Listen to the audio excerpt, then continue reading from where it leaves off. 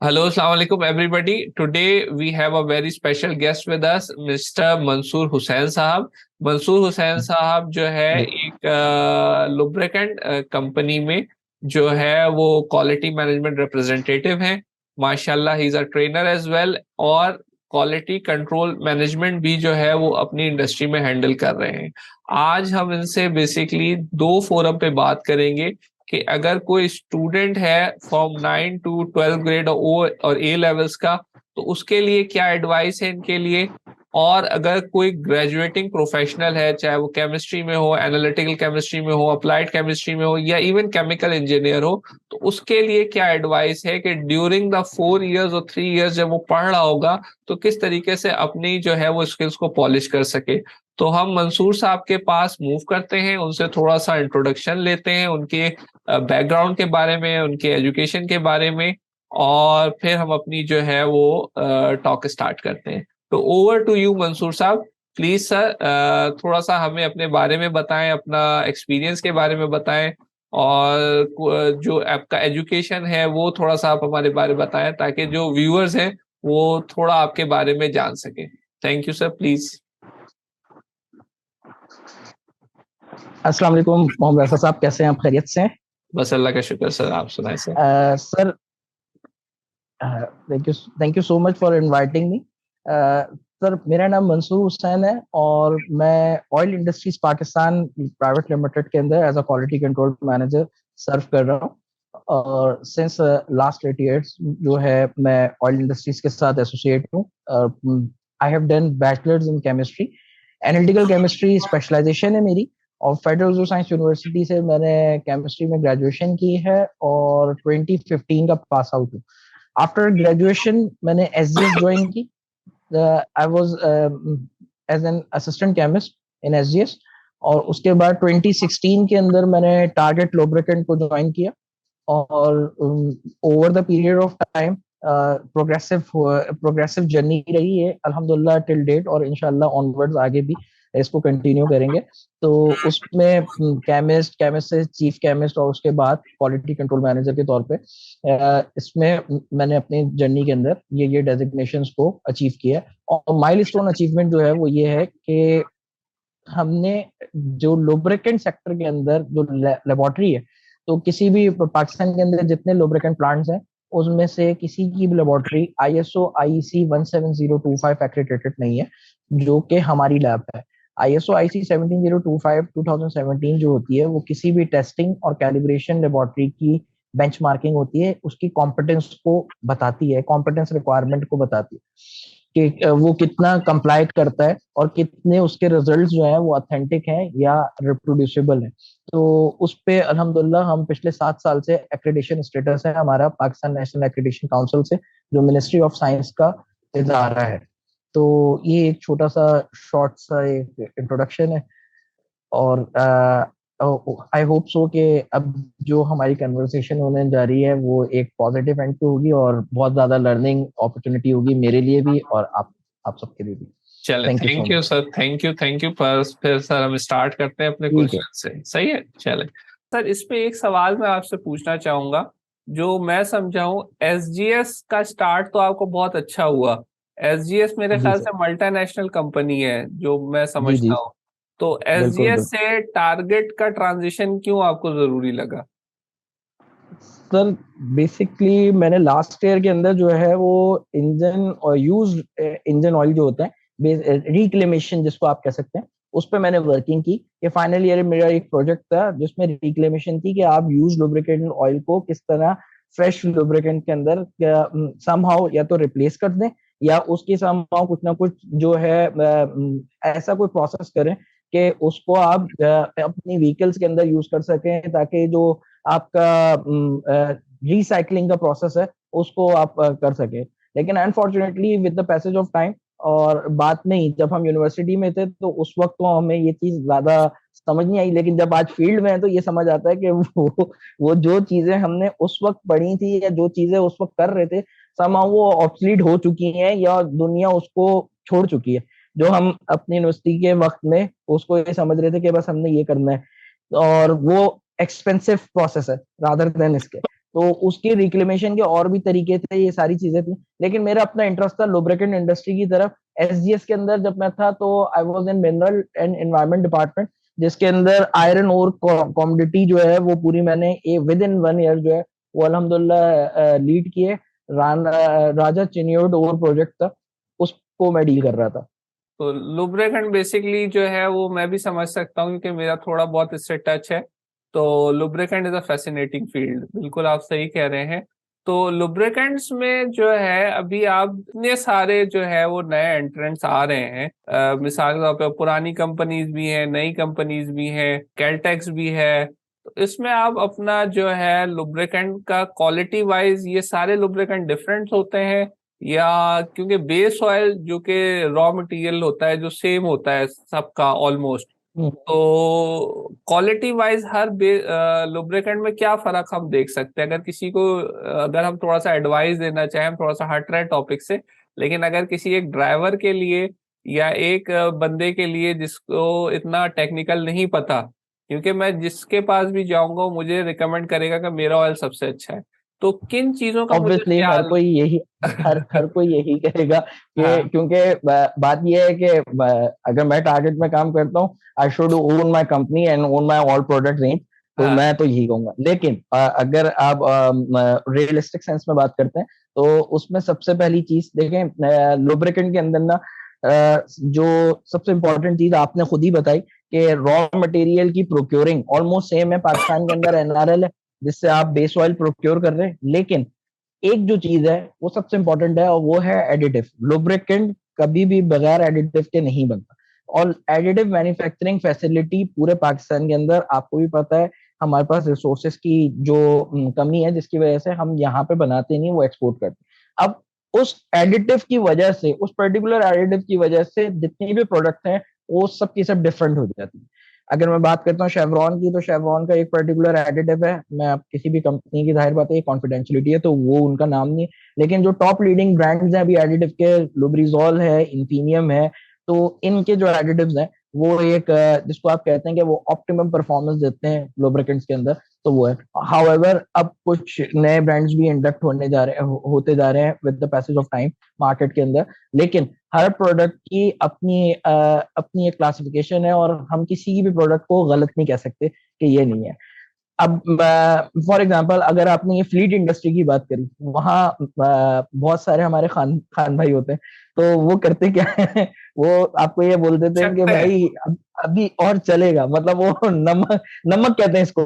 Even अगर आप high street की मार्केट के साथ आपका इंटेक्ट हो, तो वो आपको ये आप बाकायदा विटनेस करेंगे, वो चख के बताएंगे यार लाला इसमें नमक नहीं मिला हुआ, तो एग्जैक्टली। मतलब वो उसको नमक कहते हैं। हम लोग जो उसको एडिटिव कहते हैं वो उसको नमक कह रहे होते हैं। तो अच्छा। इस तरीके से होता है। तो लेकिन बात यह है कि चाहे जो भी मार्केट प्लेयर, जितने लाइसेंस, ओगरा लाइसेंस मार्केट प्लेयर्स की बात कर रहा हूँ मैं रिक्लेमेशन वालों की बात नहीं कर रहा, तो वो जितने भी हैं वो as per rules and regulations को फॉलो करते हुए बना रहे हैं अपनी प्रोडक्ट। और इसकी जो कैटेगरीज है with respect to automotive sector, S A E एक स्टैंडर्ड है सोसाइटी ऑफ ऑटोमोटिव इंजीनियरिंग का। मल्टीग्रेड इंजन ऑयल के लिए SAJ 300 है, उसको फॉलो करते हैं, उसकी पूरी स्पेसिफिकेशन को मीट कर रही होती है जितनी भी प्रोडक्ट रेंज है, चाहे किसी भी ब्रांड की हो। तो हम भी जो प्रोड्यूस कर रहे हैं वो इसी तरह है। और फर्दर अगर उसकी क्वालिटी को इम्प्रूव करना है तो उसके अंदर group 1 base oil, group 2 base oil, फिर उसकी API की अपनी एक क्लासिफिकेशन है और सो ऑन, उसको फिर हम मद्देनजर रखते हुए ये सारी चीजें कर देते ये वैसे सर बहुत आम आदमी के लिए तो मैं तो समझ सकता हूँ, लेकिन ये आम आदमी के लिए जो है बहुत टेक्निकल हो गया ऐसे ही, और ये तमाम चीजें। हैं। जी जी, तो मैं आपको आसान लफ्जों में एक पहले मैं रूल ऑफ आपको थंब आसान बता दे कि अगर मैं ड्राइवर अ, हूँ, मेरे पास लेट सपोज मेहरान है या सिविक है या यारिस है या कोई सी भी एक सर्टेन गाड़ी है, जो मतलब हम गाड़ी की नाम ही नहीं लेते ना, हम 1300 सीसी, चले आठ आप सौ आप सीसी आप साढ़े तेरह छह सौ सौ सीसी सीसी 800 सीसी इस पे भी अगर हम जाते हैं ना, तो इसमें एक एक मिथ है पुरानी के, बंदा बोलता है कि भाई ये इसमें ना गाढ़ा तेल डाल दो, पतला तेल डाल दो। ठीक है, over the period of time उसमें एजिंग होती है और गैप्स बढ़ जाते हैं गाड़ी के जो पार्ट्स हैं उसके अंदर, तो वो गाढ़ा तेल डाल दो, वो एक बोल देते हैं लोग गाढ़ा तेल। लेकिन गाढ़ा तेल की भी अपनी एक अहमियत है कि गाढ़ा तेल जो है वो कहीं ऐसा ना हो कि मोनोग्रेड और मल्टीग्रेड, वो फिर आपको एक टेक्निकली साउंड बंदा बताएगा। जाहिर बात है विस्कोसिटी उसकी तो मीट करेगी 100 पे, लेकिन ये वो विंटर एप्लीकेशन के लिए भी सुटेबल है या नहीं है, तो सही। वो वही बंदा आपको बता पाएगा जो सही। इसके लिए सबसे आसान सा यही है कि देखें हमारे यहाँ ना सही है, एडवाइस के तौर पे तो ठीक है, लेकिन हम करते ये हैं कि हम ना खुद से उसको रिव्यू नहीं करते कभी भी। एक चीज होती है कि हम इतनी महंगी महंगी गाड़ियां तो खरीद लेते हैं, लेकिन उसके साथ एक छोटी सी बुकलेट होती है जिसको हम मैनुअल का नाम देते हैं, तो हम कभी भी उस मैनुअल को गो थ्रू नहीं करते। तो अगर उस मैनुअल को हम गो थ्रू करें तो उसके अंदर कंपनी ने अपने ओईएम की स्पेसिफाइड एक ब्रांड भी दिए हुए हैं, सब चीजें उसमें मेंशन होती है, ठीक है। हाँ, अब ये है कि बहुत सी कंपनीज हैं कि वो ओईएम लाइसेंस नहीं होती, लेकिन अब ऐसा भी नहीं कि उनका ऑयल उसमें फुलफिल नहीं करेगा या फिट फॉर दी यूज नहीं होगा। तो उसके लिए यही है कि आपने जो उसका रिकमेंडेड एसए ग्रेड या उसकी जो रिकमेंडेड स्पेसिफिकेशन है उसका जो भी अवेलेबल ऑयल है उसको आप एटलीस्ट जो है उसको यूज कर सकते ये सर बेहतरीन एडवाइस आपने दी है कि आप उस मैनुअल को देखें, और इसमें मैं हैं। उस फर्दर मैनुअल को लाजमी देखना चाहिए। मैनुअल को लाजमी और फर्दर ऐड ऑन मैं करूंगा जो भी ये सुन रहा है, कि अगर लेट सपोज आपके पास गाड़ी आपने सेकंड हैंड ली है, तो आपको मैनुअल उनकी वेबसाइट से या किसी न किसी फोरम से आपको मैनुअल अवेलेबल हो जाएगा, तो नहीं नहीं, आपको देयर आर सेवरल प्लेटफॉर्म्स ना। आप जैसे अगर मैं सुजुकी की बात करता हूँ, सुजुकी का यूज कार गाला होता है, तो वो तो ऑलरेडी अपनी इंस्पेक्शन करने के बाद आपको वेरीफाइड करने के बाद तो आपको कार जो है वो हैंड ओवर करते हैं, और उसके बाद भी अगर कोई प्रॉब्लम आती है तो आप उनको बता सकते हैं। इसी तरह किया मोटर्स है, होंडा है, there are several market players, तो वो आपको एक सजेशन, उनका जो सर्विस सेंटर है वो आपको बता देता है कि सर इसके अंदर ये ऑयल है। अनफॉर्चुनेटली हम करते ये हैं कि हम खर्चा करके लाखों रुपए की गाड़ियां तो खरीद लेते हैं, लेकिन जब हम जहाँ पे ऑयल की बात आती है तो वहां हम मैकेनिक की एडवाइस पे चले जाते हैं। बहुत अच्छी एक एडवाइस हो गई कि ऑयल के हवाले से और गाड़ियों के हवाले से। अब हम थोड़ा सा जो है बेसिकली करियर एडवाइस पे जाते हैं।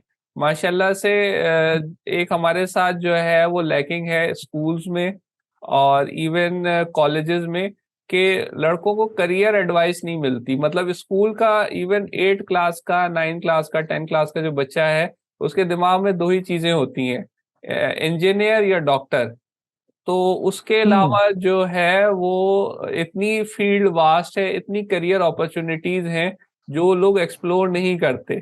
और फिर ऐसा ही। बाद में जो है डिसअपॉइंटिंग फेज आता है कि यार जाहिर सी बात है, हर कोई तो इंजीनियरिंग उसमें नहीं जा पाता, हर कोई डॉक्टर नहीं बन पाता, लेकिन पोटेंशियल उसमें होता है बहुत सारी चीजों का। तो ये applied chemistry, analytical chemistry is a great field.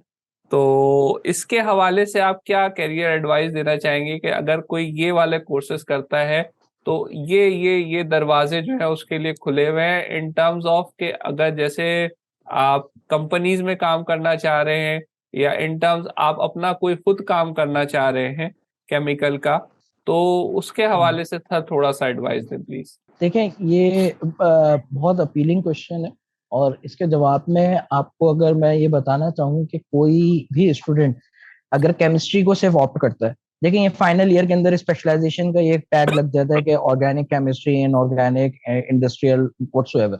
लेकिन अगर मैं सिर्फ स्पेसिफिकली केमिस्ट्री की बात करूं तो केमिस्ट्री अपने आप में एक बहुत वास्ट फील्ड है।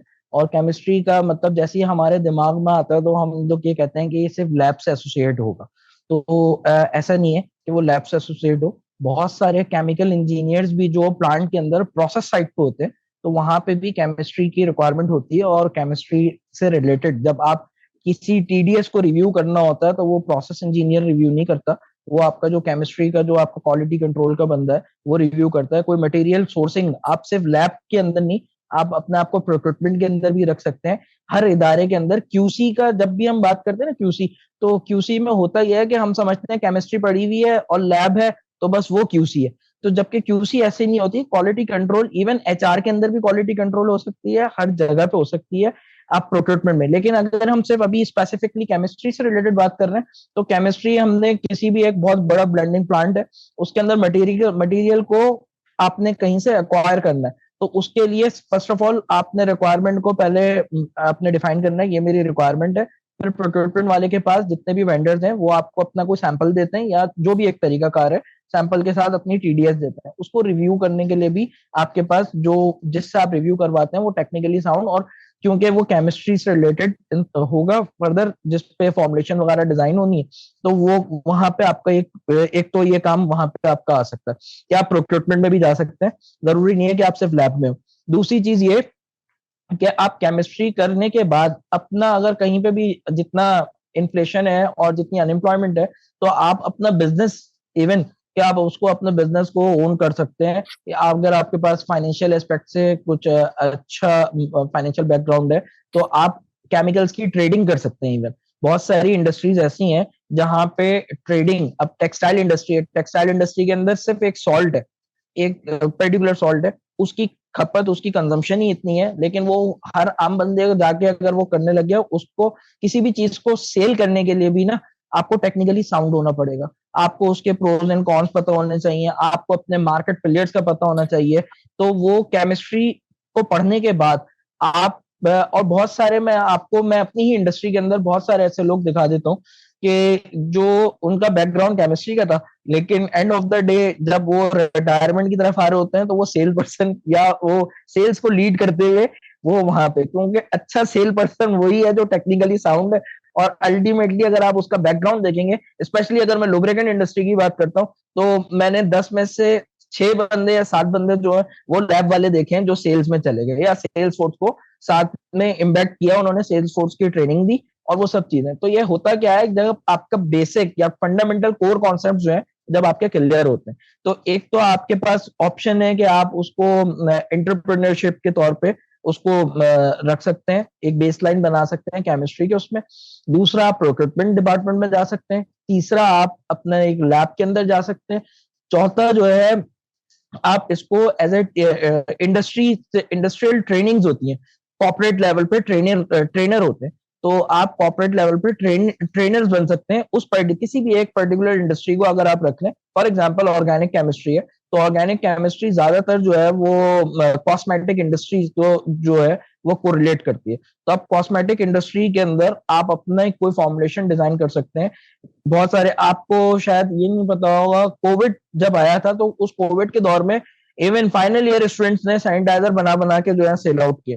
तो वो यही चीज थी कि इनोवेशन कैसे आती है, वो एक बेसिक आईपी है अल्कोहल, उसको किस तरीके से कौन कौन से एडिटिव या कौन कौन से मटेरियल उसके साथ फॉर्मुलेशन प्लस माइनस करनी है, तो लोगों ने उसमें भी बिजनेस किया। तो बात यह है, सोचने पर है, अपॉर्चुनिटी को डिग आउट करना हमने। ठीक है, हमारा मसला ये है कि हम करते जब है, जब जिस तरह भी आपने कहा कि एक बहुत सैड मोमेंट आ जाता है, बंदा इतनी इन्वेस्टमेंट करके पढ़ता है और अपॉर्चुनिटी नहीं मिलती, और उसके बाद वो जो बंदे को अपॉर्चुनिटी मिलती है ना, वो अलग ही होती है, क्योंकि वो उसने ठोकरे खा चुका होता है। तो हम बजाय इसके कि हम वो करें, दूसरा सबसे बड़ी एक एडवाइस मैं ये करूंगा लाजमी, कि जितने भी स्टूडेंट्स हैं वो अपने यूनिवर्सिटी के जितने भी सेमेस्टर ब्रेक्स आते हैं, ठीक है, फर्स्ट ईयर के अंदर हमारी यूनिवर्सिटीज करती है कि फोर्थ ईयर के अंदर या थर्ड ईयर के अंदर जाके इंटर्नशिप अलाउ करती है। तो इंटर्नशिप लाजमी किसी भी इंडस्ट्री के अंदर करें, जो आपका इंटरेस्ट है उस इंडस्ट्री के अंदर करें, लेकिन इंटर्नशिप करें। देखिए, बुकिश डेफिनेशंस जो है ना वो बिल्कुल अलग है, इंडस्ट्रियल अप्रोच बिल्कुल अलग है। इंडस्ट्री के अंदर, यूनिवर्सिटी के अंदर हमारा एक प्रैक्टिकल सही नहीं हुआ, ठीक है, कोई मसला नहीं, वहां उस शायद उस रिसोर्सेस की वो वक़्त नहीं है या वो सिग्निफिकेंस नहीं है। लेकिन जब इंडस्ट्री के अंदर अगर आपका कोई एक बैच रुक जाए तो जितना पीछे पूरी चेन है, प्रोडक्शन आपकी सफर होगी, आपका टाइम उसमें लगेगा, मैन पावर की एक कॉस्ट है, फिर जहां कॉस्ट जब आ जाती है ना, तो वहां पे फिर आपको टाइम फ्रेम को इम्बैक्ट करना बहुत लाजमी हो जाता है। तो इसीलिए जब वो अप्रोच या वो माइंडसेट कब आएगा, जब हम यूनिवर्सिटी लाइफ में ही इंटर्नशिप करना शुरू करेंगे, हमें एक इंडस्ट्री का माहौल पता होगा। अब यहाँ लोग जो है वो इंडस्ट्री से इतने फैमिलियर नहीं होते, क्योंकि हमें ये बता दिया जाता है कि आप जो है अच्छा पढ़े, टॉप 3 जो होंगे उनकी ये अपॉर्चुनिटीज हैं, या वो यूनिवर्सिटीज में डिफरेंट कंपनीज आती हैं, वो हायर करके चले जाती हैं, एग्जाम्स लेती हैं और वो हायर हो जाते हैं। लेकिन आफ्टर कोविड, क्योंकि समहाउ कहीं ना कहीं रिक्रूटमेंट फेज के अंदर भी मैं एक पैनल का हिस्सा होता हूँ, तो मैंने जो एक चीज अभी तक जो देखी है लैकिंग, वो ये देखी कि लोग यूनिवर्सिटीज को ब्लेम कर रहे हैं कि हमें यूनिवर्सिटी में पढ़ाया नहीं, या कोविड का टाइम था ठीक है कोविड का टाइम था, लेकिन उसी कोविड के टाइम में हमारे जितने नेबरहुड कंट्रीज हैं उन लोगों ने भी तो कोविड के टाइम में पढ़ा है, वो लोग भी कुछ ना कुछ तो कर रहे हैं। तो आप अपनी इंडस्ट्रीज को देखें कि आप अपनी इंडस्ट्रीज में क्या इनपुट ला सकते हैं। देखें चाइनीज का किसी दौर में कोई नाम नहीं था, आज चाइनीज हमारे पास कौन सी ऐसी चीज है जो वो आपको डिलीवर नहीं कर रहे आपके डोर स्टेप, और वो जो डिलीवर कर रहे हैं वो किस तरीके से कर रहे हैं, क्यों उन्होंने अपनी इंडस्ट्रीज को जो है यूनिवर्सिटीज के ऊपर डिपेंडेंट कर दिया। यूनिवर्सिटी का स्टूडेंट अपनी कोई ना कोई रिसर्च वर्क लाके इंडस्ट्री को देता कि इसको इम्प्लीमेंट करके देते, और उन्होंने वही किया। तो हम बीइंग अ केमिस्ट, अगर मैं केमिस्ट्री डिपार्टमेंट का, तो बीइंग अ केमिस्ट हमें चाहिए कि हम अपनी इंडस्ट्री जिस जिस फील्ड में भी मुझे जाना है उसमें मैं अपना क्या इनपुट दे सकता हूँ, मुझे वो देखना है कि मैं उसमें अपना क्या इनपुट दे सकता हूँ। मैं अगर कोई प्रोडक्ट ऐसी है जो पूरे पाकिस्तान के अंदर अभी नहीं है और उसको लोग इम्पोर्ट कर रहे हैं, फॉर एग्जाम्पल मैंने अभी जैसे आपको एडिटिव्स की बात करी, तो हमारे पास अगर वो रिसोर्सेज नहीं है, यूनिवर्सिटीज के अंदर फाइनल ईयर के अंदर हमेशा प्रोजेक्ट्स होते हैं, एक ऑप्शन होता है आपके पास, या तो लैब्स ले लें या आप प्रोजेक्ट लें, थीसिस लें। तो वो जो थीसिस होती है वो फंडेड होती है, तो आप अपने सुपरवाइजर से बात कर सकते हैं कि इसके लिए मुझे इस पे काम करना है और मुझे ये रिसोर्सेज रिक्वायर्ड है। हम एज एन इंडस्ट्रियलिस्ट या being a quality control manager जो हमारा इदारा कर सकता है, वो ये कर सकता है कि आपको फैसिलिटेट जरूर करेगा, और मेरी जो मैनेजमेंट है वो अल्हम्दुलिल्लाह हमेशा ऑन बोर्ड रहती है और हमेशा वेलकम करती है different universities, you can say, मतलब जो भी नाम है, एनईडी यूनिवर्सिटी हो गई, कराची यूनिवर्सिटी और फेडरल उर्दू साइंस यूनिवर्सिटी, ये तीनों यूनिवर्सिटीज को हमने हमेशा वेलकम किया, और उनके प्रोजेक्ट्स में हमने, मतलब एक तो वो कमर्शियल टेस्टिंग के एस्पेक्ट पे अगर मैं बात करूं तो वो वाली टर्म्स में हमने कभी उनसे काम नहीं किया। हम सिर्फ उनसे पूछते हैं आपका ऑब्जेक्टिव क्या है, अगर बच्चा जो काम कर रहा है उसको उसका ऑब्जेक्टिव क्लियर है तो फिर तो हम उसको हमेशा फैसिलिटेट करते हैं, और जितने स्टूडेंट हैं जो हम लोग को जानते हैं और जो हमारे साथ इन कॉन्टेक्ट में, वो हमेशा इस बात को आपको वेरीफाई करेंगे कि जी टारगेट लैब ने हमेशा हमें सपोर्ट किया। हम सिर्फ ये चाहते हैं कि बच्चा जो है उसको पता हो। अब फॉर एग्जांपल अभी बहुत सारी यूनिवर्सिटीज के अंदर एक टॉपिक है डीसल्फराइजेशन का, कि आप जो है वो पायरोलिसिस कर देंगे या आप कैटालिटिक तौर पे जो है सल्फर को कम कर रहे हैं, लेकिन जब आप उनसे ये पूछें कि आपने बेस मटेरियल कहाँ से लिया, तो वो ये बताते हैं कैंटीन से लिया हमने ऑयल, जो वेस्ट कुकिंग ऑयल है वो हमने कैंटीन से लिया। आपने कभी उसको वेरीफाई किया कि उसके अंदर अपनी बेस वैल्यू क्या थी सल्फर? सर ये तो हमें नहीं पता, हमें तो सर ने बताया था। अब वो सर ने बताया, या अब वो जो कम्युनिकेशन गैप है, वो मैं ये नहीं कह रहा टीचर्स गलत बता रहे, मैं ये कह रहा हूँ कि इंडस्ट्री और यूनिवर्सिटीज के दरमियान एक ब्रिज होना चाहिए जिसमें आइडियाज को शेयर करना चाहिए, क्योंकि जो हम किताबें पढ़ रहे हैं या जो चीजें अमोनिया सॉल्वे प्रोसेस है और पता नहीं कौन कौन सी चीजें जो हम specially 9 first year second year ये जो 12th ग्रेड तक जो हम पढ़ाते हैं उसमें से मोस्टली प्रोसेसेस जो है वो अब बैन हो चुके हैं, ऑब्सलीट हो चुके हैं। हम ये कह देते हैं बेटा इस आपने पढ़ना है क्योंकि ये इस साल का इंपॉर्टेंट है, तो वो उसको बच्चा पढ़ रहा होता है कि भाई ठीक है, क्योंकि हम नंबर गेम में जा रहे होते हैं, हमें ये पता है कि 5 ईयर, बच्चा वो पढ़ता ही नहीं है कॉन्सेप्ट के हिसाब से, वो बोलता है 5 ईयर। फिर हम ब्लेम करते हैं कि ओ लेवल सिस्टम अच्छा है, आगा खान बोर्ड अच्छा है, फेडरल बोर्ड अच्छा है, तो सिंटेक्स बोर्ड भी बहुत अच्छा है, हमने भी वहीं से पढ़ा, सब लोग वहीं के पढ़े हुए। नहीं मैं आपको मैं जितने टॉप लीडिंग पोजीशन दिखा दूं सब सिंटेक्स बोर्ड से ही हुए हैं, लेकिन बात यह है कि शायद हमने वो ठोकरे खा के सीखा। तो आपको अगर ये एडवाइस किया जा रहा है जो स्टूडेंट्स हैं, तो उनको चाहिए कि वो अभी से अपना माइंडसेट इस फॉर्म में लेकर आ जाए, ताकि जो जो चीजें हैं ना वो आसान हो और उनको भी फायदा हो, और अल्टीमेटली देखें हर बंदा कहीं ना कहीं अपने मुल्क को ही रिप्रेजेंट कर रहा है, और हम पाकिस्तान को सर्व करना चाहते हैं और सर्व कर रहे हैं जितना हमसे होता है, और हम एक नई प्रोडक्ट की तरफ जाएं। हम कब तक दूसरों के ऊपर डिपेंडेंट होंगे? ये एक कोविड से भी एक अलार्मिंग सिचुएशन था पूरी दुनिया के लिए, कि पूरी दुनिया की जितनी भी चीजें थी वो कहीं ना कहीं आके रुक गई। तो वहां पता लगा कि बहुत सारे लोग, एंटरप्रेन्योरशिप कब से शुरू हुई? कोविड 2019 के बाद आप देख लें, लोगों ने अपना बिजनेस शुरू किया। तो इसी तरह बहुत सारी चीजें over the period of time होंगी, लेकिन हो जाएंगी। सिर्फ बात यह है कि हम सारी चीजें कर रहे हैं, हर चीज कर रहे हैं, लेकिन हमें शायद डायरेक्शन नहीं पता कि किस डायरेक्शन में करना। हम नहीं धक्का लगा रहे हैं गाड़ी को, गाड़ी जा ही रही है, लेकिन ये नहीं पता कहाँ से लगाना है। बस ये हो रहा है हमारे। नहीं नहीं ये बहुत अच्छी एडवाइस है, और इसका जो मैं समरी समझा हूँ कि एक तो स्टूडेंट्स जो ग्रेजुएटिंग 9th और 10th, तो आपकी सही बात है कि वो बिल्कुल स्टार्टिंग फेज में होते हैं, वो बेचारों को जो टीचर गाइड करता है उसी पे चलते हैं, वो कहें 5 इयर्स पढ़ लो 5 इयर्स। लेकिन once you enter the university और जो प्रैक्टिकल लाइफ है, तो उसमें आपको 1 साल के अंदर अपना मेंटली तौर पे इतना डेवलप करना है कि आप इंडस्ट्री से लाइजन करें, इंडस्ट्री से कनेक्शन बनाएं, और अपना हर अप्रोच को जो है वो प्रैक्टिकल देखें, क्योंकि ये 3 या 4 साल जो आपको यूनिवर्सिटी में मिले हैं, ये आप इंजॉय भी करें। ऑब्वियसली यूनिवर्सिटी लाइफ एंजॉयमेंट का भी एक बहुत अच्छा फेज होता है, मेमोरीज होती है, लेकिन उसके साथ साथ प्रैक्टिकल तौर पे देखें कि किस तरीके से ये 3 साल में मैंने जो पढ़ना है वो चीज पढ़नी है जिसका प्रैक्टिकल एप्लीकेशन हो। प्रैक्टिकल एप्लीकेशन के लिए इंडस्ट्री से लाइसेंस बहुत जरूरी है। और एक चीज बिल्कुल आपकी जो हम लोगों पे दोबारा मिसिंग है, जो हमारे टीचर्स भी जो हमको नहीं बताते, कि एक यूनिवर्सिटी का स्टूडेंट अपना लिंक्डइन प्रोफाइल क्यों नहीं बनाता, कि वो बनाए, अपना प्रोजेक्ट शेयर करे, उसको आप जैसे लोगों से कनेक्ट करे, आप लोग उसे गाइड करें। अब ये हमारे साथ भी हुआ है, हमने भी जो रिएक्शंस और ये सब चीजें पढ़ी हैं, एक्सट्रैक्शन पढ़ा है, और हमने अपने टाइम में, मुझे याद है, हमने ऑयल एक्सट्रैक्ट किया था साबुन से, और हम लक्स ले आए थे, तो उसकी कोई प्रैक्टिकल एप्लीकेशन नहीं थी, और हम खुश हो गए थे, और हम खुश हो और गए। हम उस वक्त ऐसा खुश हुए थे कि हमने पता नहीं पाकिस्तान के लिए क्या कर दिया। तो हम उस वक्त शायद ये चीजें हम सोचते नहीं है, क्योंकि जब चीजें इन्वॉल्व होनी है, अल्टीमेटली कोई भी बिजनेस होगा वहां पे फाइनेंशियल एस्पेक्ट या फाइनेंशियल ट्रांसफर होनी। तो हमारा जो हॉरिजन है ना, बहुत कॉन्फाइंड स्पेस कह लें, या बहुत साइलो सिस्टम में हम चल रहे होते हैं बीइंग अ स्टूडेंट। तो हम जब तक इंटरेक्ट नहीं करेंगे अपने सीनियर से, आज आप भी हो गए और मैं भी हो गया, हम लोग के अंदर कोई भी ये नहीं कह सकता कि हम कंप्लीट है। इम्प्रूवमेंट का एलिमेंट है, और हम हमेशा कनेक्ट करते हैं डिफरेंट, हमारी जो इंडस्ट्री के सर्कल के लोग हैं उनसे कनेक्ट करते हैं, और उनसे बात करके फिर पता लगता है अच्छा यहाँ पे हम ये कर रहे हैं, मतलब ये हमारी गलती है, तो उसको तसी कर ली जाती है। मैं बहुत सी दफा ट्रेनिंग्स में जब कमर्शियल अपने सेल्स फोर्स की ट्रेनिंग पे साथ जाता हूँ, तो इवन आज भी मशीन एप्लीकेशन के पॉइंट ऑफ व्यू से बहुत से हर विजिट पे एक नई चीज लाजमी सीखने को मिलती है, कि वहां पे अच्छा ये वाली इंडस्ट्री, और हर इंडस्ट्री की प्रैक्टिसेस अलग अलग है। ठीक है, स्टील सेक्टर है, लेकिन एक स्टील सेक्टर है, उसके यहाँ उसकी ओवरऑलिंग का जो प्रोसीजर है अपने इक्विपमेंट्स का, वो बिल्कुल एंटायरली डिफरेंट है, दूसरे का बिल्कुल अलग है।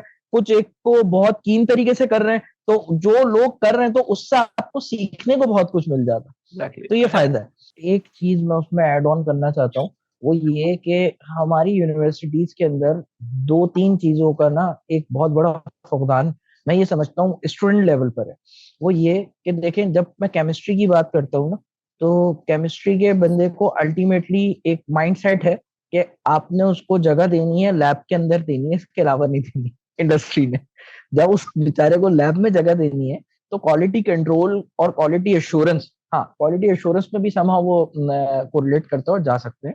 तो जब इन दो जगह पे जाना है, तो यूनिवर्सिटी के स्टूडेंट्स को चाहिए कि वो दो तीन चीजों को तो अभी से ना उस पर वर्किंग स्टार्ट करें। सबसे पहले अपनी राइटिंग स्किल्स, कि वो राइटिंग स्किल्स जो है ना, क्योंकि आपने एंड ऑफ द डे जब आप बात करते हैं क्वालिटी कंट्रोल या क्वालिटी एश्योरेंस में, we have to submit reports there ना। जो भी रिपोर्टिंग है, आपने जो रिपोर्ट करनी है, वो इतनी आपकी रिपोर्टिंग के अंदर इतनी समराइज फॉर्म में, या कह लें आप इतनी जामे बात होनी चाहिए कि आपकी बात अपील करे और उसका एक वेटेज हो।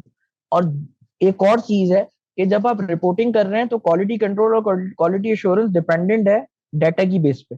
तो जितना स्टैटिस्टिकल डाटा है ना, उसके ऊपर हैंड्स ऑन ट्रेनिंग होनी चाहिए।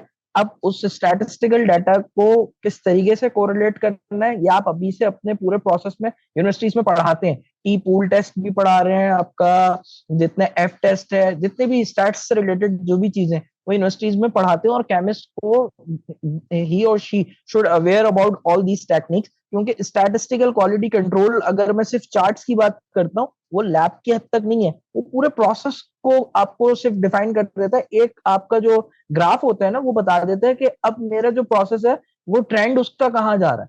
तो ये जो चीजें है ना, हम सिर्फ केमिस्ट्री को ना देखें, हम ये देखें हमारी केमिस्ट्री की जो कोर्स आउटलाइन है उसको कहाँ हम फिक्स कर सकते हैं अपनी अपनी इंडस्ट्री के अंदर जाके। अगर मैं फार्मा की बात करता हूँ, वहां पे भी ये टूल इस्तेमाल होता है, लुब्रिकेंट के अंदर भी ये टूल इस्तेमाल हो रहा है, और जितने भी आपके एफएमसीजी प्रोडक्ट्स हैं, यूनिलीवर, प्रॉक्टर एंड गैम्बल, तो वो सारे अपने टूल्स जो हैं वो क्वालिटी कंट्रोल टूल्स तो वही रहते हैं। एटलीस्ट अगर आपने लैब में आना है तो उसके साथ साथ आप अपनी जो चीजें हैं, 7 QC टूल्स हैं, और जो विद रिस्पेक्ट टू लेबोरेटरी और विद रिस्पेक्ट टू प्रोसेस, जो क्वालिटी कंट्रोल के फंक्शंस हैं, एटलीस्ट उसको आप पढ़ना शुरू कर दें अभी से। ये बहुत इंपॉर्टेंट है। ये मटेरियल जो आप जैसे बता रहे हैं कि क्यूसी के टूल्स हो गए, और जो है ये आम स्टूडेंट के लिए एक्सेसिबल है हर यूनिवर्सिटी में, और केमिस्ट्री जो पढ़ रहे हैं उनकी लाइब्रेरीज में आपको लगता है ये सारी चीजें अवेलेबल है? ये एग्जैक्टली अवेलेबल है। बस बात वो है कि इस तरीके से पढ़ाने के ऊपर बात है कि ये अवेलेबल है और हमने पढ़े भी हैं, ऐसा नहीं कि हमने नहीं पढ़े।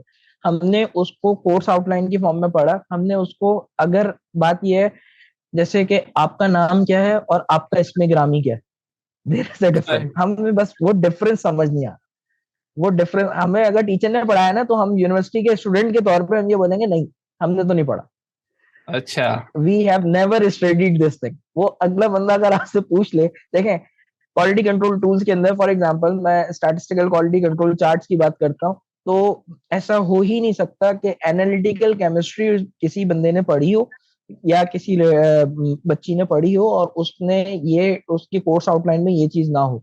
ये मौजूद होती है, लेकिन उसको वो नाम दे देते हैं कि ये तो हमने स्टैट्स में पढ़ा था। ठीक है, ओके। स्टैट्स में पढ़ा था तो ये है तो उसी का पार्ट ना।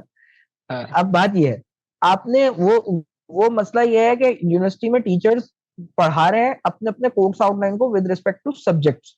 अगर आपने इन फ्यूचर जाके उसको अप्लाई कहाँ करना है, वो एप्लीकेशन सिर्फ समझनी है, तो उसी लिए मैंने आपको प्रीवियसली ये बताया था कि इंटर्नशिप लाजमी है। और इंटर्नशिप इसलिए लाजमी है, आफ्टर कोविड मैं आपको एक बात पूरे वसूख से कह सकता हूँ, बावसूख तरीके से, कि आने वाले दौर के अंदर मोस्टली बिजनेसेस वो वाले सर्टेन तरीके से कामयाब होंगे जिनके पास आईएसओ की सर्टिफिकेशन होगी। उनके पास सर्टिफिकेशन नहीं होगी, उनकी कोई बेंचमार्किंग नहीं होगी टुवर्ड्स क्वालिटी, तो वो अल्टीमेटली लो साइड पे चले जाएंगे। आप अगर अपनी कंपनी की बात करते हैं तो वहां पे भी जो वेंडर्स हैं उसकी भी इवैल्यूएशन होती है किसी ना किसी क्राइटेरिया पे, कोई क्वालिटी बिल्कुल है। स्टैंडर्ड्स होते हैं। तो वो बिल्कुल है। क्वालिटी स्टैंडर्ड्स जितने भी ड्राइव्ड होते हैं ना, वो क्वालिटी स्टैंडर्ड्स जितने भी ड्राइव्ड होते हैं वो with respect to quality management system ही ड्राइव होते हैं। एग्जैक्टली। जरूरी नहीं है कि बार बार मैं आपको इसी चीज का कह रहा हूँ, जितने भी स्टूडेंट्स हैं वो सिर्फ केमिस्ट्री की हद तक ना सोचें, अपना आपको अपने हॉरिजन को थोड़ा सा ब्रॉड करें। वो ये सोचें कि हमने अगर इंडस्ट्री के अंदर जाना है तो हमें क्यूएमएस की भी नॉलेज होनी चाहिए, ताकि ये दोनों चीजें इम्पैक्ट होके फिर जाके होंगी। वरना मैंने अपनी लाइफ में बहुत सारे ऐसे लोग देखे हैं कि वो 20-20 30-30 साल हो गए, लेकिन आज भी वो स्टक करते हैं असिस्टेंट केमिस्ट और केमिस्ट की पोजीशन पे, क्योंकि वो उस चीज को अपॉर्चुनिटी नहीं एक हैसल समझते हैं। कंप्यूटर को यूज करना, कंप्यूटर पे रिपोर्ट टाइप करना या ईमेल ईमेल ड्राफ्टिंग या ये वाली चीजें जो है उनके लिए एक हैसल है। क्या अल्टीमेटली इंडस्ट्री भी क्या कर रही है, जिस तरह हम रॉ मटेरियल प्रोक्योर करते हैं, तो जो स्टूडेंट है हमारे वो रॉ फॉर्म में ही होते हैं। जब वो हम हमारे पास आते हैं तो उसके ऊपर हम वर्किंग करते हैं, एक टाइम इन्वेस्टमेंट होती है। ठीक है, मैं इररिस्पेक्टिव ऑफ सैलरी बात कर रहा हूँ, मुझे कभी भी मैं सैलरी को फोकस करना, मैं सिर्फ ये कहता हूँ ठीक है इन्फ्लेशन रेट को देखते हुए सैलरी की बात करनी चाहिए, लेकिन सैलरी की बात उस वक्त करनी चाहिए जब आपका कॉम्पिटेंस लेवल तो ऊपर हो। जब आप किसी से सैलरी की बात करेंगे तो आप अपने कॉम्पिटेंस लेवल पे पहले उतना काम करें, अपनी कॉम्पिटेंस को बढ़ाएं, एक लेवल ऊपर तो लाए, उसके बाद आप सैलरी की बात करें, तो फिर समझ भी आता है। फिर अगला बंदा भी आपको डिनाई करने वाले फेज में नहीं होगा, वो ये सोचेगा हाँ ठीक है, 4 में से 3 काम तो ये बंदा मेरा कर रहा है, तो रादर देन कि मैं इसको फायर करके किसी और को रखूं, तो बेहतर ये नहीं है कि मैं इसकी सैलरी को रेज अप करके इसी को 2-5 काम और दे दूं, तो ये खुशी खुशी कर भी लेगा और ये मेरा एक ट्रेंड और स्किल्ड पर्सन है। तो बजाय मैं इसको लूज करने के, मैं नया बंदा रखने से बेहतर है कि मैं इसी को, जो है जो इसकी विषय देखें, इदारे को अपने आप को प्रूव करना होता है पहले हर इंसान को। यूनिवर्सिटी के अंदर माइंडसेट अनफॉर्चुनेटली ये है कि वो ये कहते हैं कि नहीं भाई हमने मेहनत ही नहीं करनी अभी, हमने तो बस आते साथ कंप्यूटर चाहिए या आप लैपटॉप दे दें तो फिर वो है। तो जब तक आप लैपटॉप पे उस वक्त आप आए, मैं मना नहीं कर रहा किसी चीज का, मैं सिर्फ ये कह रहा हूँ आप उस चीज को पहले टेक्निकल लेवल पे फ्लोर पे अपना काम तो करें पहले, आपको चीजें पता होनी चाहिए। देखिए सुपरवाइजर बनने के लिए भी इनिशियल फेज पे, सुपरवाइजर बनने के लिए आपको लूप होल्स तो पता होंगे ना, आप पहले ये तो वेरीफाई कर रहे हैं कि आप अपनी एसओपी के हिसाब से यहाँ वर्किंग हो भी रही है या नहीं हो रही। हर इदारे के अंदर एसओपी के हिसाब से वर्किंग हो रही है या नहीं हो रही। इसी तरीके से कोई असिस्टेंट मैनेजर की पोस्ट पे फौरन बोल देते हैं, यूनिवर्सिटी से पास आउट होते हैं, बोलते हैं हमें एएम लगना है। तो असिस्टेंट मैनेजर का हर इदारे के अंदर एक हिरार्की होती है। After certain number of experience, number of years जो है हम इसको प्रमोट करेंगे इस तरीके से। लेकिन हमारे टीचर्स ये कह देते हैं आप तो गोल्ड मेडलिस्ट, आप डायरेक्ट एएम जाएंगे। तो ऐसा नहीं है कहीं पे भी। हर इदारे के अपने एक बेंचमार्किंग है। उसके लिए स्टूडेंट्स को मैं हमेशा यही कहता हूँ और दोबारा यही कहूंगा कि आप ना अपने सर्कल को छोटा ना करें। आप सिर्फ 4 दोस्तों की जिंदगी में गुजार रहे होते हैं अपनी लाइफ। यार तुम ये कर लो, मैं भी ये कर लूंगा, बस इस तरीके से नहीं होता।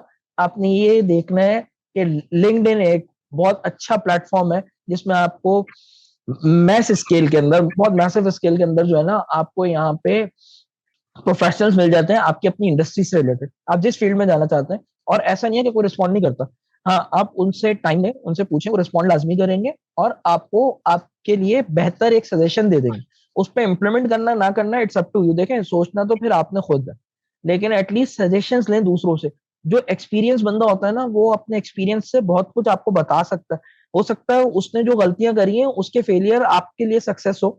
वो अपने फेलियर बता देगा कि मैंने और आपने फाइनल ईयर जो प्रोजेक्ट किया, at that time trust me, उस वक्त जो खुशी का लेवल था हम मेरा और आपका, वो एक अलग लेवल होगा कि पता नहीं हमने क्या सिंथेसाइज कर लिया या क्या चीज हमने अचीव कर ली।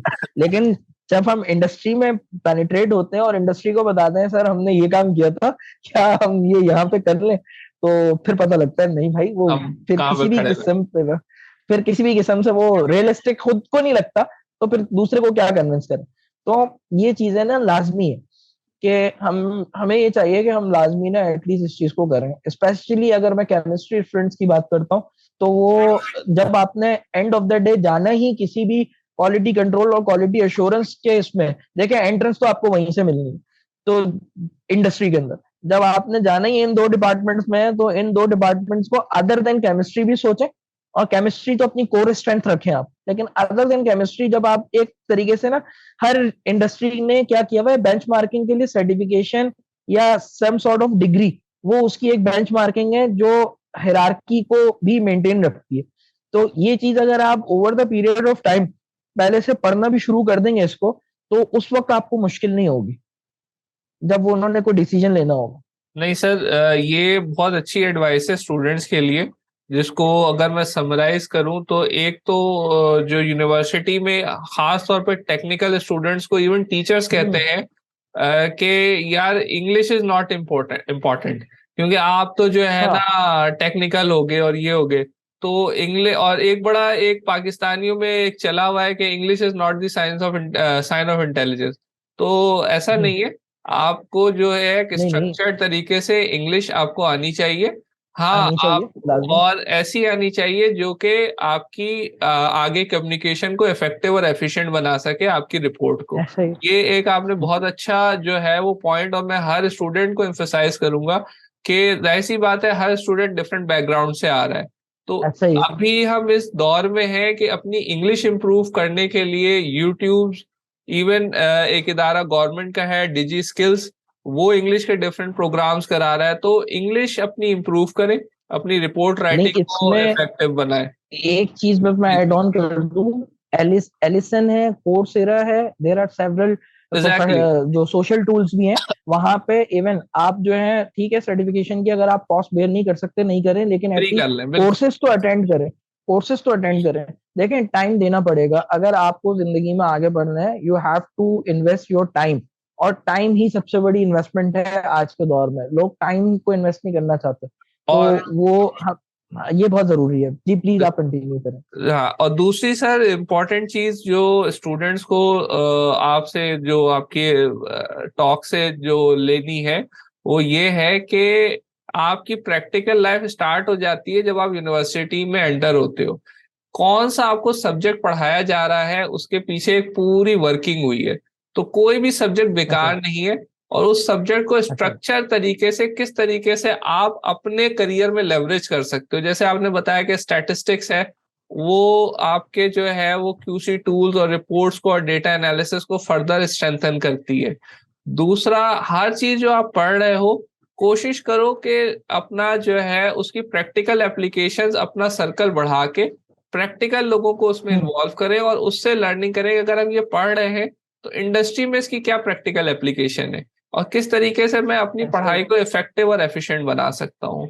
तो बिल्कुल ये ऐसा ही। बड़ी बेहतरीन चीज है कि स्टूडेंट जो है ना वो अपने 4 साल को ये ना समझे कि ये सिर्फ पढ़ाई के साल है, ये बेसिकली आपके प्रैक्टिकल लाइफ स्टार्ट हो चुकी है। और आपने जो है ऐसा वो ही। हर सब्जेक्ट को लाइजन करके प्रोफेशनल से, सीनियर से सीखना है कि किस तरीके से कौन सा सब्जेक्ट मुझे जो है वो प्रैक्टिकली जो है वो चीजें सिखा सकता है। तो इसके हम्म, अलावा अगर कोई चीज मैं मिस कर रहा हूँ तो सर मुझे बिल्कुल गाइड करें, फिर हम इसको कंक्लूड करते हैं। बस एक बहुत इंपॉर्टेंट चीज है, अगर केमिस्ट्री के हवाले से ही मैं बात जी जी। करूं, कि जो स्टूडेंट्स हैं वो जब भी हम लैब्स के अंदर भी जाते हैं, तो ये हमें भी उस वक्त अंदाजा नहीं था इन चीजों का, लेकिन ये ना बहुत इम्पोर्टेंट है कि आपके जो रिजल्ट्स की ऑथेंटिसिटी है वो बहुत बहुत काउंट करती है। अगर मैं चाहे प्रोडक्शन इंडस्ट्री की बात करता हूँ, चाहे मैं सर्विस इंडस्ट्री की बात करता हूँ, तो इसमें जो भी हम रिजल्ट्स प्रोड्यूस करते हैं उसकी ऑथेंटिसिटी, उसकी वैलिडेशन, रिजल्ट्स की वैलिडेशन, ये बीइंग अ केमिस्ट हमें अभी से इस पे वर्किंग करनी चाहिए। यूनिवर्सिटी का एक प्रोटोकॉल है, यूनिवर्सिटी अपना वो बता देती है कि इस एसओपी के अकॉर्डिंग ये प्रैक्टिकल आपने परफॉर्म करना है, ठीक है। लेकिन ये चीज अभी हमें समझ नहीं आती, जब हम इंडस्ट्री में आते हैं फिर वहां पे आता है repeatability criteria, reproducibility criteria, inter laboratory comparison या प्रोफिशिएंसी टेस्टिंग स्कीम। तो इस टाइप के जब टूल्स आते हैं ना, तो फिर वहां बेहतर पता लगता है, वहां आपकी गेजिंग होती है। जो केमिस्ट होते हैं हमारे, हम डिफरेंट एक रॉबिन हुड प्रोग्राम के तौर पे एक चीज होती है प्रोफिशिएंसी टेस्टिंग, उसमें हम पार्टिसिपेट करते हैं। तो हमारे पास एक ब्लैंक सैंपल आता है, अननोन सैंपल होता है, उसके हम रिजल्ट सबमिट करते हैं उस प्रोफिशिएंसी टेस्टिंग स्कीम प्रोवाइडर्स को। उसके जी स्कोर की इवैल्यूएशन पे हमें ये पता लग जाता है कि हम हमारा जो हमने रिजल्ट सबमिट किए हैं आइदर वो आउटलायर है या नहीं है। तो ये जो चीजें हैं ये हमें अभी से आउटलायर की, देखें क्यू टेस्ट आपकी इंडस्ट्री यूनिवर्सिटी पढ़ाती है, उसकी प्रैक्टिकल एप्लीकेशन को ढूंढना शुरू करें अभी से। जो स्टूडेंट्स हैं अगर वो लोग अभी से चीजें सोचेंगे कि ये कहाँ अप्लाई हो रहा है, वेरिएंसेस है, एनोवा एनोवा के तौर पे हमने एसपीएसएस के पता नहीं कितने शॉर्ट कोर्सेज यूनिवर्सिटी में डिजाइन कर दिए जाते हैं, लेकिन कभी उसको रियल सेंस के अंदर किसी एक इंडस्ट्रियलिस्ट को बुला के पूछें सही कि भाई ये क्या चीज है, रिग्रेशन ऑफ एनोवा जो आप वो कर रहे हैं एनोवा, वो है क्या चीज। तो उससे बात करें, इंडस्ट्रीज के अंदर जितने लोग बैठे हुए हैं कुछ भी करें अपने फाइनल ईयर के अंदर, इंडस्ट्रियलिस्ट को लाजमी इंडक्ट करें। आप उससे सैलरी की कोई बात ना करें, कुछ ना करें, सिर्फ अपना इनपुट लाजमी आप उससे शेयर करें कि सर हमारे पास ये हमारा एक आइडिया है, एक्सचेंज ऑफ आइडिया जिसको आप कहते हैं, आप वो करें कि हम इस पे वर्किंग करना चाह रहे हैं, आपकी इंडस्ट्री हमें क्या इनपुट दे सकती है। That's it. क्योंकि यूनिवर्सिटीज करती है कि यूनिवर्सिटीज के पास आइडियाज बहुत सारे होते हैं, वो पिछले जो रिसर्च हुई हुई है उसी को सिर्फ ये रिफ्रेश कर देना, या ये करने के बाद थीसिस हो जाएगा, उस पे सुपरवाइजर का नाम आ जाएगा, बच्चों का नाम आ जाएगा, बस और कुछ नहीं है। लेकिन आप क्या लेके जा रहे हैं उससे, स्टूडेंट क्या लेके जा रहा है, स्टूडेंट ने तो मार्केट में आना है ना। तो उसको उस तरीके से ट्रेन करने की बहुत ज्यादा जरूरत है। और आई स्टिल, मैं आखिर में दोबारा एक चीज ये कहूंगा कि हम जितने भी टीचर्स हैं हमारे, दे ऑल आर वैल्यूएबल, और उनका जो पढ़ाने का अंदाज है, जो भी चीजें वो पढ़ाते हैं वो बहुत अच्छा पढ़ाते हैं। और जो हमारी एकेडमी ने, देखें आज आप मैं हम लोग भी तो इन्हीं इदारों से पढ़ के बैठे हैं, तो बिल्कुल ऐसा ऐसे। नहीं है कि हमारे टीचर्स टीचर्स हमारे बहुत वैल्यूएबल एसेट है, हमारा इस पूरे कॉम का सरमाया है, और उन्होंने हमें बहुत अच्छा पढ़ाया अपनी अवेलेबल रिसोर्सेज के अंदर जो वो कर सकते हैं, क्योंकि बहुत सी जगह पे टीचर्स भी हैंडीकैप हैं, उनको रिसोर्सेज नहीं मिलती। तो इस पे टीचर्स को ब्लेम कर देना वो हल नहीं है।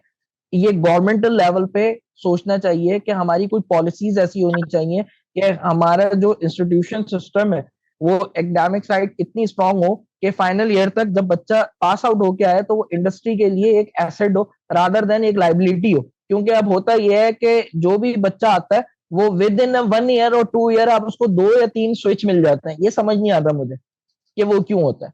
वो होता ही है, वो बोलते हैं सैलरी ग्रोथ हो गई, ठीक है आप सैलरी ग्रोथ तो कर लेंगे, लेकिन आप जब तक एक इदारे को टाइम देके उससे कुछ ग्रास्प नहीं करेंगे, अपना इनपुट नहीं देंगे, देखिए दोनों चीजें हैं, आपने अपना इनपुट भी देना है, वहां से आउटपुट आता है इंडस्ट्री से, ऐसा नहीं है कि नहीं आता।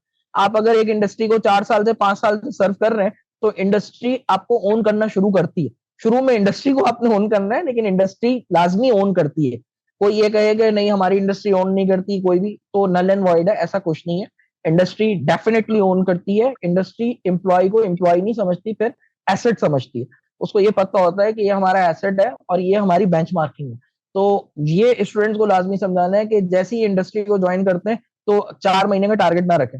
ये यूट्यूब में वो वाली वीडियोस ना देखेंगे सैलरी बढ़ानी है तो बंदा स्विच कर दे, तो वो कुछ भी नहीं है। जब तक आप किसी एक जगह को एटलीस्ट 2 से 3 साल तो लाजमी दें, फिर आप स्विच करें, उस पूरी जगह को समझें, उसके बाद स्विच करना है करें, नहीं करना उसी इदारे के अंदर इंप्रूवमेंट लाए।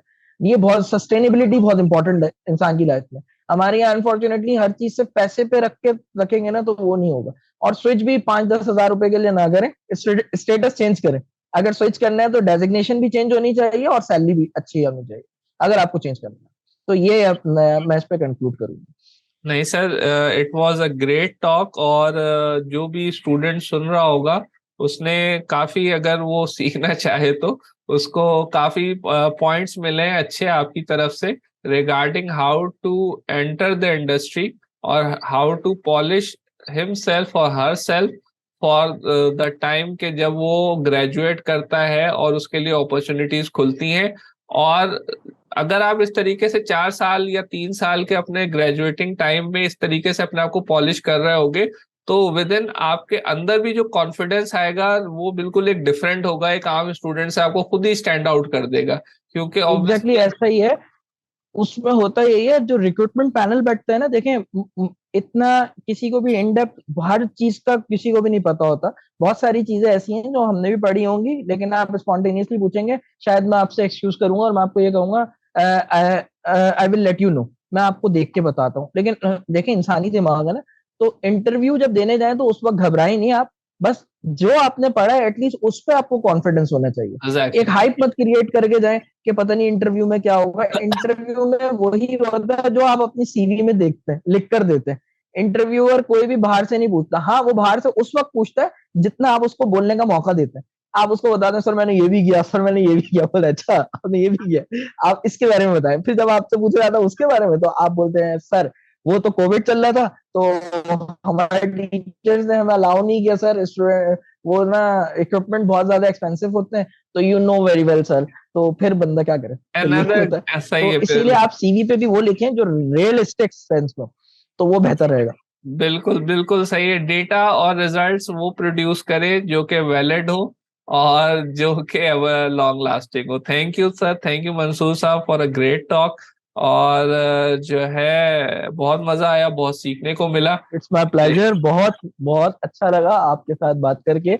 और मुझे बहुत कुछ सीखने को मिला कि जो सवालात हैं वो बेसिकली देखें, हम ultimately end of the day आपको मेरा के जो भी हमारे जो हम जर्नी में सीखा, वो आने वालों के लिए आसानी हो। और जो जो चीजें हमने फेस की हैं वो आने वाले, जो बैड इम्पैक्ट हमने फेस किए हैं या हमारे एक्सपीरियंस से, वो आने वाले उसको फेस ना करें, वो उसको रेक्टिफाई फॉर्म में या पॉलिश करके चीजों को लेकर आए, तो वो बेहतर है। और सबसे इंपॉर्टेंट है, एक लास्ट बस चीज रह गई है, एक्सेल को बहुत स्ट्रॉन्ग करें। एक्सेल एज अ केमिस्ट जो है, एक्सेल बहुत इंपॉर्टेंट है। आपका एक्सेल रिपोर्टिंग, एक्सेल का डैशबोर्ड, एक्सेल को यूज करना, एक्सेल के जो फॉर्मूला है, फॉर्मूला सिस्टम है, उसको समझने की कोशिश करें। जिस बंदे का एक्सेल स्ट्रॉन्ग होगा, वो बहुत सारी चीजें, वो किसी भी सॉफ्टवेयर के लिए ना मोहताज नहीं होगा। वो चीजें, फाउंडेशन जो है आपकी एक्सेल है। केमिस्ट्री के एस्पेक्ट से मैं बात कर रहा हूँ, तो वो पूरी डेटा एनालिसिस की पूरी जो फाउंडेशन है ना, वो एक्सेल से शुरू होती है। फिर एसक्यूएल लैंग्वेज और वो सब सो ऑन बाकी सारी चीजें बात की। आप अपनी जो आपकी रिसोर्सेज हैं, आप उसमें करें, एक्सेल को स्ट्रॉन्ग करें। एक्सेल के बहुत सारे कोर्सेज होते हैं, डिफरेंट जगहों पे होते हैं। आप चाहें तो वहां जाके करें, या यूट्यूब की शॉर्ट वीडियोस देख के डेली अपना एक टास्क रख लें कि आज मैंने एक चीज को सीखना है। उस चीज को सीखते हुए अपनी चीजों को स्ट्रॉन्ग कर लें। बस ये एक बहुत इंपॉर्टेंट है, एक्सेल लाजमी आना चाहिए स्टूडेंट्स को। अगर एक्सेल नहीं आता तो वो सही नहीं। नहीं sir, great advice, great advice बिल्कुल, क्योंकि एक्सेल जो है वो हर इदारे में, हर फोरम पे और हर डिपार्टमेंट में यूज हो रहा होता है, तो एक्सेल आपने हो बिल्कुल रहा है, हो सही रहा है। कहा। कि जो है वो जो भी बच्चा बच्ची है वो जरूर सीखे, जो भी स्टूडेंट है, सॉरी फॉर लाइक, वो जरूर सीखे। तो थैंक यू मंसूर साहब अगेन, और हम इंशाल्लाह इसको यहाँ पे कंक्लूड You're करते हैं। welcome. You're welcome. तो guys, it was a great talk. इंशाल्लाह will be here with another great professional. जब तक के लिए जो है, थैंक यू मंसूर साहब वंस अगेन, और खुदा हाफिज हम दोनों की तरफ You're से। welcome.